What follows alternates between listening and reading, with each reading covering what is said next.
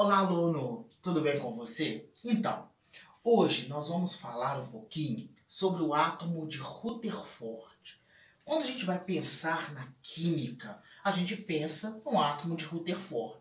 E você vai entender, baseado no átomo de Rutherford, o que Coulomb fez. Então, o que eu preciso entender para fazer uma boa prova sobre átomo de Rutherford? Sobre o que o Rutherford fez a nível de eletricidade, que é a nossa matéria. Primeiro, aqui eu tenho o desenho de um átomo. Tem exercícios que vai cair para você como se o átomo fosse o sistema planetário. Por que como se o átomo fosse o sistema planetário? Porque aqui eu tenho um núcleo, que seria o Sol, e eu tenho os planetas ao redor do Sol. Por isso que é sistema planetário. Mas vamos falar sobre o átomo de Rutherford, né? Que foi, de certa forma, e nós vamos aprender isso em química mais para frente, foi, de certa forma, o grande lance da química relacionado à atomística.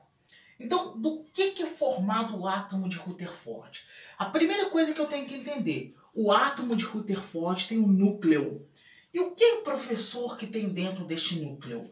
Dentro deste núcleo, eu tenho os prótons e os nêutrons. Então, a primeira coisa que eu tenho que entender do átomo de Rutherford é que tem um núcleo, e dentro desse núcleo tem os prótons e tem os nêutrons. Os prótons representam o que, professor? Que tipo de carga? Carga positiva mais 1.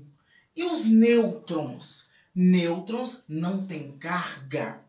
Então, a carga dele, ele não tendo carga, é 0. Neutro. Né? A pessoa ficou neutra, ela não deu nenhuma opinião positiva e nem negativa. Então, nêutrons têm carga 0, isso dentro do núcleo. E girando ao redor deste núcleo, eu tenho os elétrons com carga negativa menos 1. Então, só para você pegar, quando eu falo em átomo de Rutherford, eu tenho que entender que ele é um núcleo rodeado de elétrons. Dentro do núcleo, eu tenho os prótons com carga positiva mais 1 e eu tenho nêutrons com carga 0. E ao redor do núcleo, eu tenho os elétrons com carga menos 1.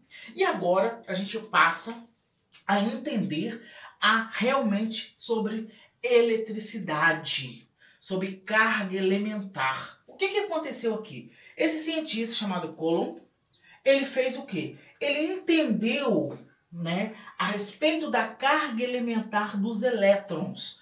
Então, o que ele entendeu a partir disso? Quando eu tenho duas cargas negativas, eu gero repulsão.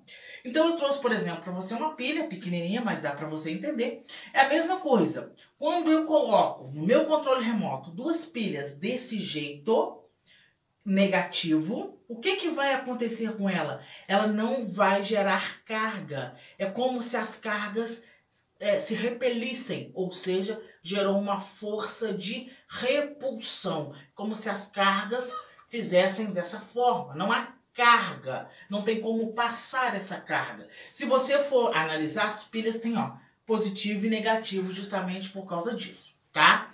Outra coisa, quando eu tenho o positivo com o negativo, aí eu gero uma carga que seria a carga de quê? Seria a carga de atração. Então, o que Coulomb percebeu pelos estudos dele? Negativo com negativo, ou seja, dois elétrons combinando, eu vou gerar carga de repulsão. As cargas se repelem. Agora, quando eu tenho aqui um positivo com um negativo juntos, olha, como exemplo aqui, eu tenho força de atração. Ou seja, positivo com negativo, ou como você preferir, prótons com elétrons juntos, vai gerar uma carga que é a carga de atração. Então não posso esquecer sobre isso. E outra coisa, ele entendeu que se eu juntar o positivo com positivo, como por exemplo aqui, estou juntando positivo com positivo, também gera carga de repulsão. Então, o que eu preciso entender sobre isso? Negativo com negativo, as cargas se repelem, repulsão. Positivo com negativo, a atração, as cargas se aproximam. positivo com positivo, repulsão, as cargas se repelem.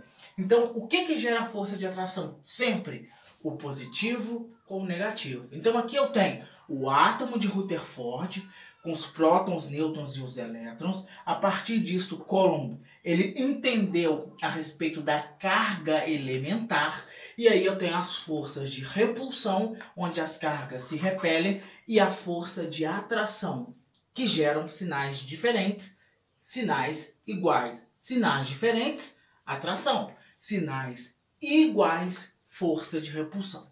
Então, basicamente, nesse início, pensando em átomo de Rutherford e os estudos de Coulomb, é isso que você precisa saber.